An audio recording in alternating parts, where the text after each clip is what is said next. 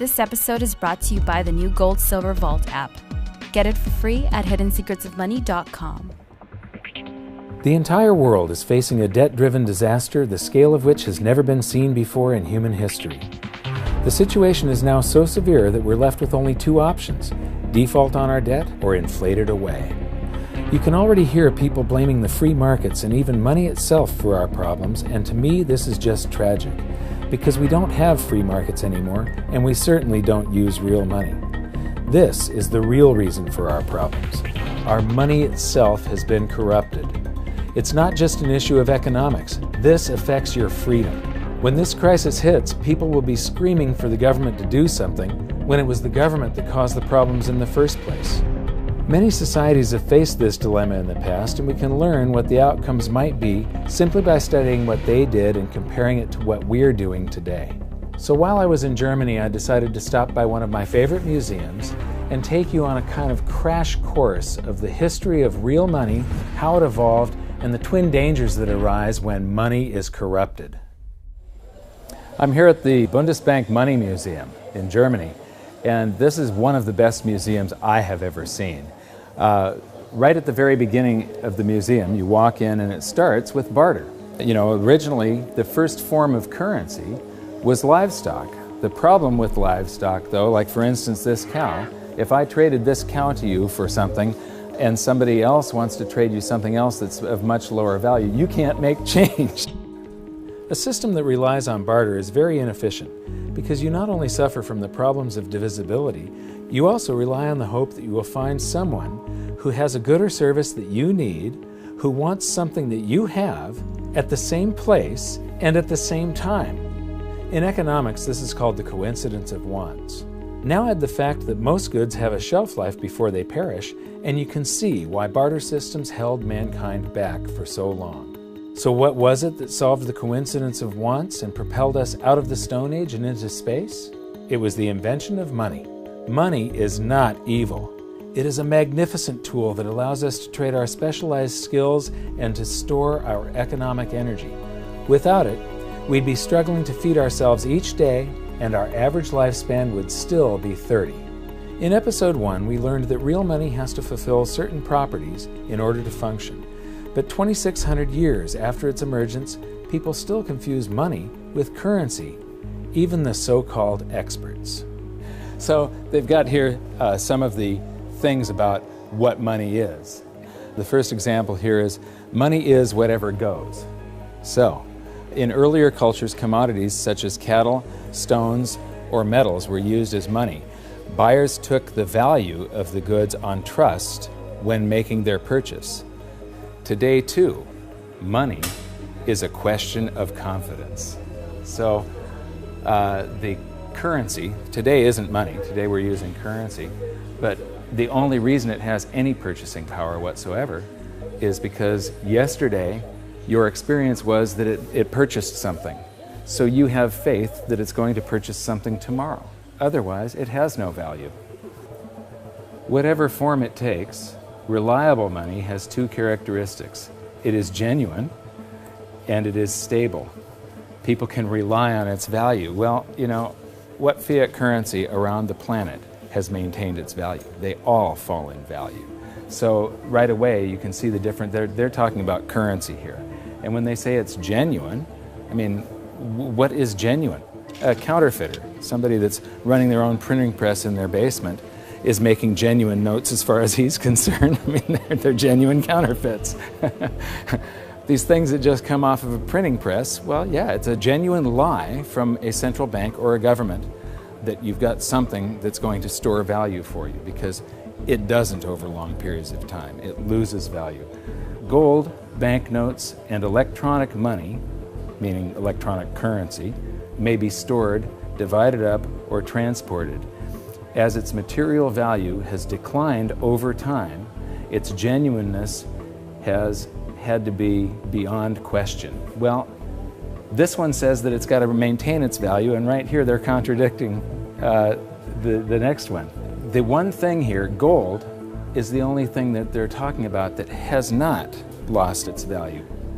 In the past, rare goods were used as money. Today, central banks must ensure that the supply of money is restricted. Well, what are they doing all over the planet today? They're lifting all the restrictions on how much currency they're creating. They're flooding the planet with currency. The next display shows the usual museum pieces that are described as commodity money: cowrie shells, representative axes, cocoa beans, and the like. While these work better than barter, none of them were actually money because they all had a weakness: one or more properties of money that they couldn't fulfill. Therefore, they are commodity currencies, not money. Some of these were widely used right up until the beginning of the 20th century, and there's some stuff here that I haven't seen before. Here's something very interesting. This brick of tea, its value is in the intrinsic. It's in the commodity that you're using. It's the tea. But this one has a certain fungibility to it. Each unit would have the same value, and you can make change. You can snap these things apart into units of 6. It's portable. It's not that heavy. This fulfills quite a few of the functions of money. I would not imagine that it's that durable. It probably doesn't wear that well. And now we come to the emergence of real money. Here we have little pieces of metal, just little pieces that have been broken off of bars or something that was cast, other little blobs of metal that were traded as a currency. You know, they had purchasing power, they had an intrinsic value, but they still weren't fungible, which means interchangeable. Every one of them had a different value.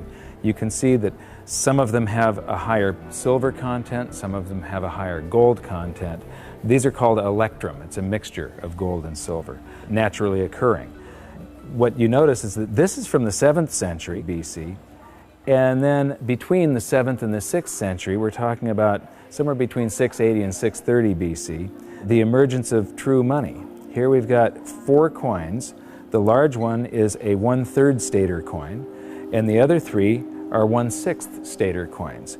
Each unit is interchangeable. It's now a unit of account. You can take so many of these in trade for so many of loaves of bread, and you don't have to break out your little scale and weigh them any longer. With the little chunks of metal, you had to weigh every transaction that was going on. You had to weigh whatever your payment was and then take a guess as to what the purity was.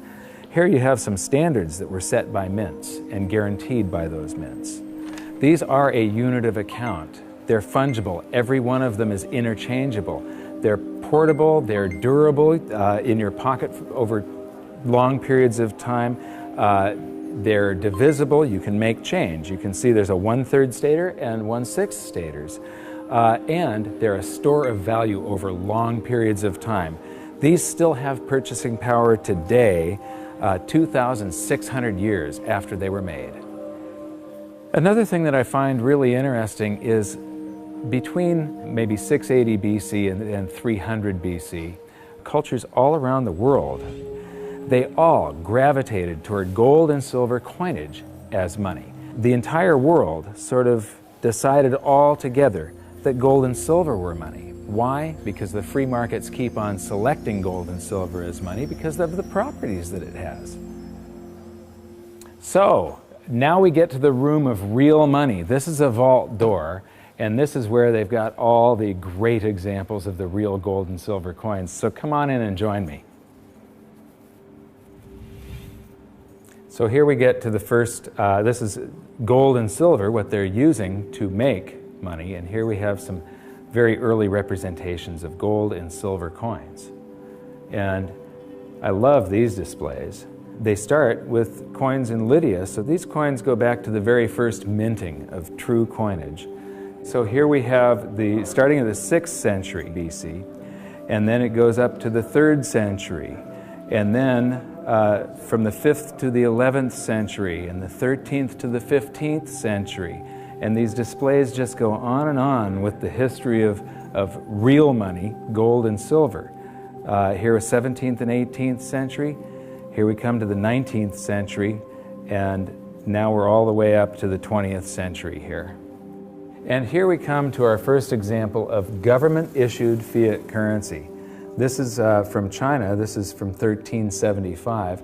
And what's interesting is I have a chart that compares the value of the paper currency in China compared to silver. and there was a hyperinflation of this currency. It wasn't backed by anything. It wasn't backed by taxes. It wasn't backed by anything in the Treasury. They could just print this. And so this went into a hyperinflation because the government was just running its budget by just doing deficit spending by printing. And then I'm going to skip to some of the colonial currency. This is the United States, and each one of these currencies is printed by a different state. We've got Maryland, South Carolina, North Carolina, Connecticut, New York. This one here is particularly interesting. It's printed in the 14th year of the reign of King George III. It's dated March 25th, 1776. So this is just a few months before the Declaration of Independence. It says, "'Tis death to counterfeit." But this was printed just before we started coming out with the continental dollar, which went into a hyperinflation because of pure deficit spending on the Revolutionary War. And so this is the wall where real money gets corrupted. This is where it all turns to paper, which sometimes is backed by something, but it can be a lie. They can print more than they have of the stuff to back it. As we learned in Episode 2, one of the first things a country does at the outbreak of war is to suspend redemption rights so that their currency is no longer redeemable in gold. This is exactly what Germany did before World War I. After losing the war, they suffered through one of the worst hyperinflations on record when they were burdened with massive reparation payments to France and the Allies. These heavy penalties stifled the German economy and brought it to a standstill, leaving the country with the same two choices all indebted nations have faced throughout history: default on their debt or inflate it away. Defaulting was not a viable option, as they were completely impoverished, weakened, and surrounded by armed forces ready to take their land. Since their currency was no longer tied to gold, it was decided to light up the printing presses and inflate their way out, paying the debts with new currency created out of thin air. This had drastic consequences. Check out some of this Weimar currency. The display starts with one mark that actually purchased something, but soon the notes rise to the thousands, then the millions, then the billions, and finally the trillions. It's mind-blowing. You'll notice that I'm laughing a little bit as we move through the museum, but I'm not laughing at the people. I'm laughing at the stupidity of central banks and of governments and how we never seem to learn from history. Okay, this is an example of different currencies used during the hyperinflation, and they call some of it inflation money and emergency money. This is interesting. They figured the way out of hyperinflation was to print more. So in 1923, the value of money fell by 50% or more per day. So that means prices are doubling every day if it's falling by 50%.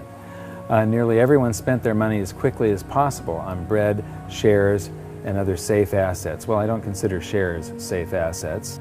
Actually, the stock market did not keep up with the inflation. However, this rapid circulation only served to stoke inflation even further. That's the function of velocity of money. It's just when velocity picks up, it's just like expanding the quantity. It's got the same effect.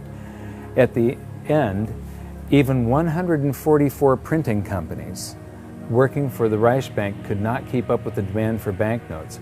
Emergency money issued by cities, local authorities, as well as banks and other enterprises started being circulated. So everybody was issuing currency to add to the currency that the government was printing like crazy. Although banknotes with face values of trillions of marks were issued, the vast demand for money, that's not correct, the vast demand for currency led to a paper shortage.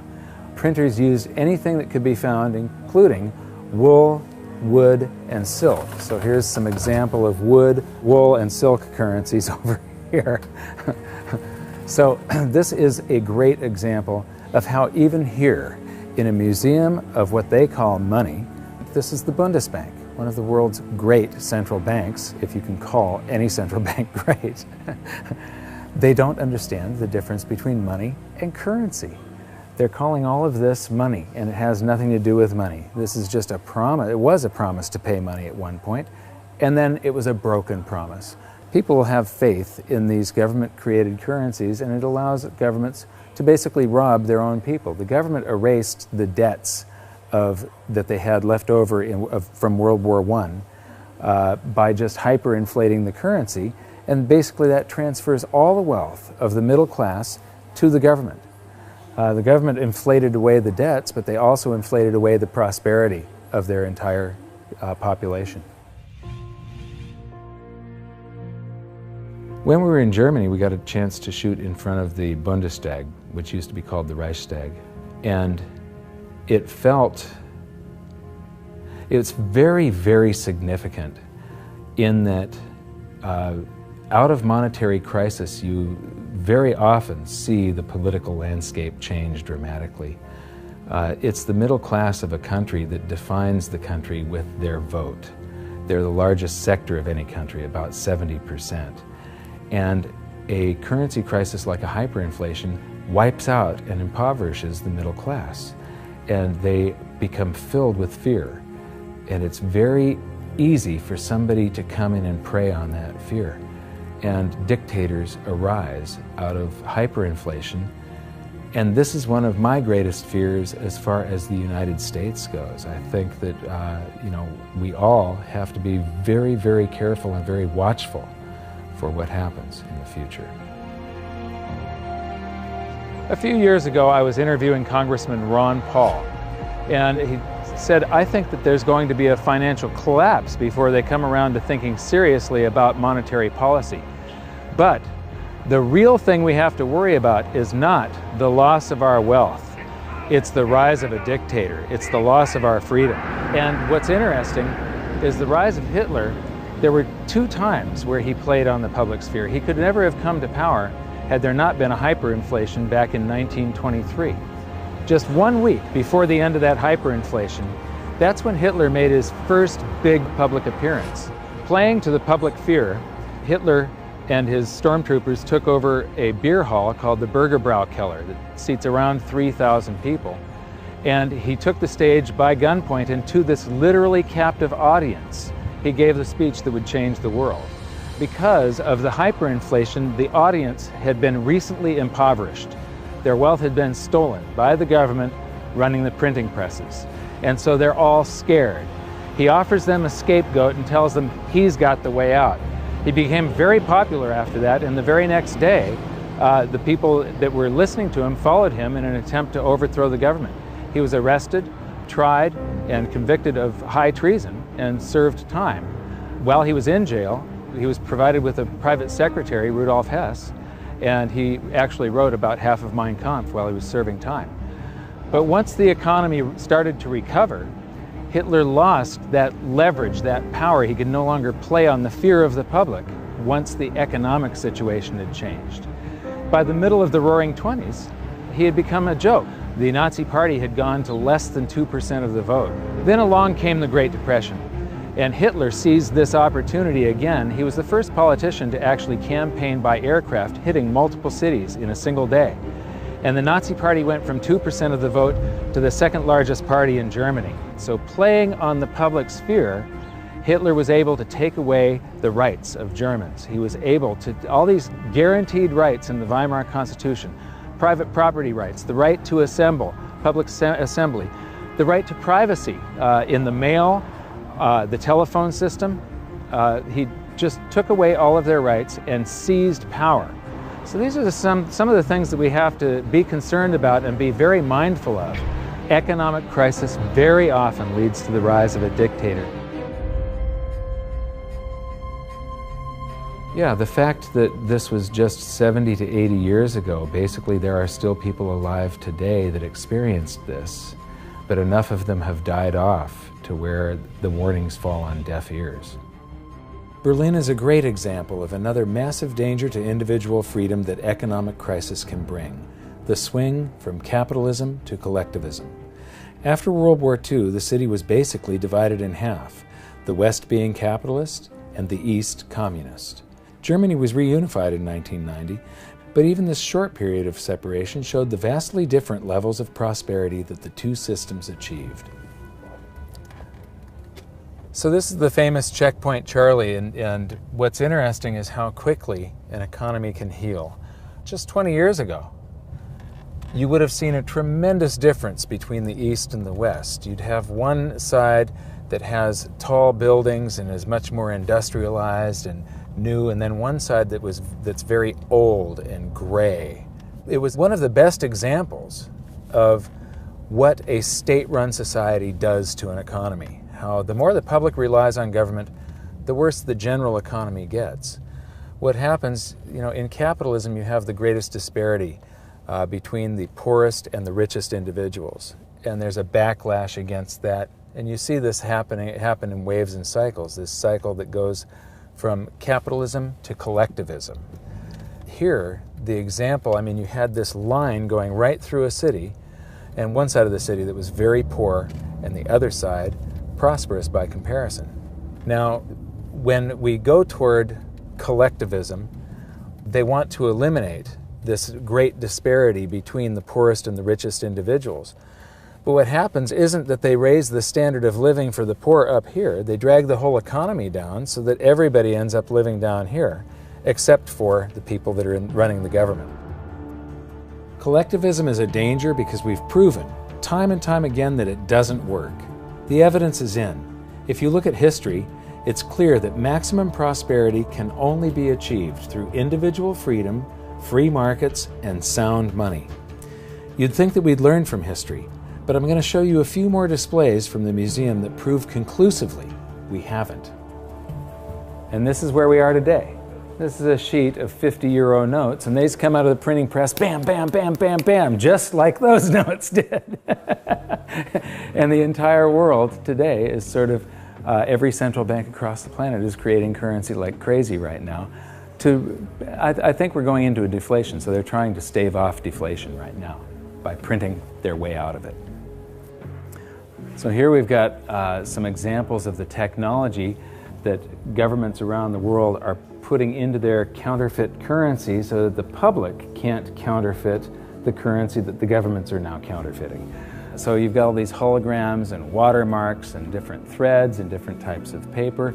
And then here's this big old printing plate where they pop these things out a mile a minute. And right now they are hyperinflating the base money around the world, the paper money. We're going into a deflation, though, of the credit money, the voodoo hocus-pocus currency that the banks just type into the computer. That's starting to collapse, where this stuff is expanding. So we learned in episode 4 that modern currency creation is a complete scam, but a whole lot of people had trouble believing that it could be true.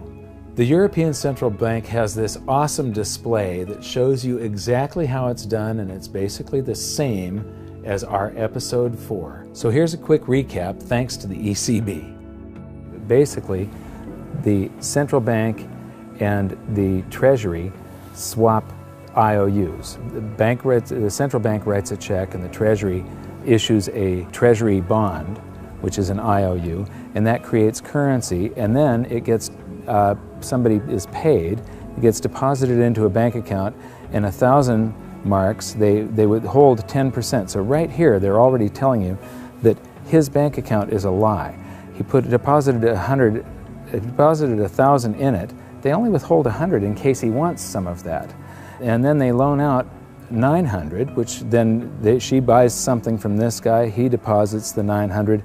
They borrow 90% of that and leave just 10% on deposit for him. And the result is that it expands. Every 1,000 ends up creating 10,000, or every $1 creates $10. And they've got the result here. It's all sort of a voodoo hocus-pocus scheme. One of the great things that I've noticed here is that throughout the museum they keep on proving the point that even though this is the Bundesbank Museum, they prove the point that fiat currencies that come off of a printing press eventually go to zero, that they're really worthless. This says the ideal goal of all monetary systems was to ensure that money is trustworthy and kept in short supply. Metal-based currencies restrict the money supply because metal deposits are naturally limited. However, during the Industrial Revolution in the 19th century, the rapidly growing economy needed a means of payment which could adapt flexibly to this growth. Baloney. You can have a fixed currency supply, and when you have economic growth, it means that the currency gains in purchasing power. In the 20th century, uncovered currencies, meaning unbacked currencies, have been the norm. In principle, the money stock could grow unchecked. This is why central banks must ensure that the money stock is in line with economic growth. Yeah, right. So here we've got my buddy Milton. Actually, Milton was sort of a semi-free market economist. He won the Nobel Prize, so he's considered the dean of the Chicago School of Monetary Thought, which are monetarists. They believe that we should have a Federal Reserve and it should expand and contract the currency supply to achieve stable prices. One of the problems with Keynesians and monetarists and so on is that they think you should expand it and contract it, but they never contract it. They just, Keynesian, you're supposed to spend when the economy is bad, the government's supposed to spend and stimulate, and then withdraw currency from circulation to keep us from going into a bubble caused by the expansion of credit and the spending that they did during the bad portion of the economy. So they take this rubber band and they stretch it, and it's supposed to come back, but they never do that. They just keep on stretching it to infinity. And here we are, right now, where we are in the world is that rubber band is about to snap with every currency on the planet. And so I'm instability, I'm in deflation, inflation. Let me see, I'm going to cause a hyperinflation. Oh, it just went off the inflation scale. I guess I did cause a hyperinflation. Oops. And now the whole thing is collapsing. This game of inflation and deflation has never worked. Right now we're on the precipice of the whole system collapsing, and just like the game, our monetary system will reset. This is where the twin dangers we learned about may rear their ugly heads, so it's up to all of us to learn from history. I mentioned earlier that it was the invention of money that allowed humans to prosper and rise out of the Stone Age. But money is only part of the equation. What use is money if you don't have freedom? So what's going to happen? Will we default or inflate our way out of the mess we're in? Since 2005, I've been stating publicly, and I also wrote in my book, that I believe we're headed toward a series of events involving a short-term deflation followed by a big inflation or hyperinflation. If you really want to learn how this inflation might affect you and your family, join me at hiddensecretsofmoney.com for this episode's exclusive presentation. It's a special video that shows where I believe we are on this economic roller coaster of a ride and how I think it'll play out. So for now, what can you do? 1. Share this video on social media and subscribe to our YouTube channel. 2. Educate yourself by watching the rest of this series. And 3. Take action to protect yourself and your family. Learn what you can do at hiddensecretsofmoney.com. I'll see you there.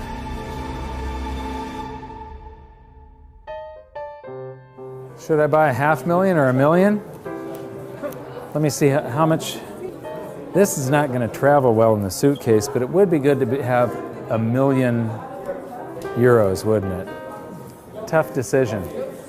So, okay, I'm going to buy €250,000. So here's €50 for your €250,000. And yeah. And I get change back.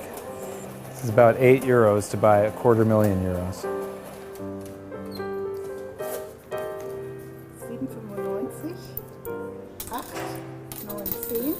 Okay. Okay. And what's interesting is these are going to eventually be in here. And it won't be too long before these end up like this. Oh, and we get some chocolate gold coins. Dankeschön.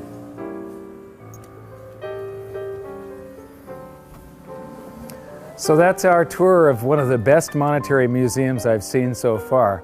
But what amazes me is that they still just don't get it. This episode was brought to you by the new Gold Silver Vault app. Get the latest silver and gold prices, news, videos, and track your holdings using the virtual vault feature all in the palm of your hand. Get it for free at hiddensecretsofmoney.com.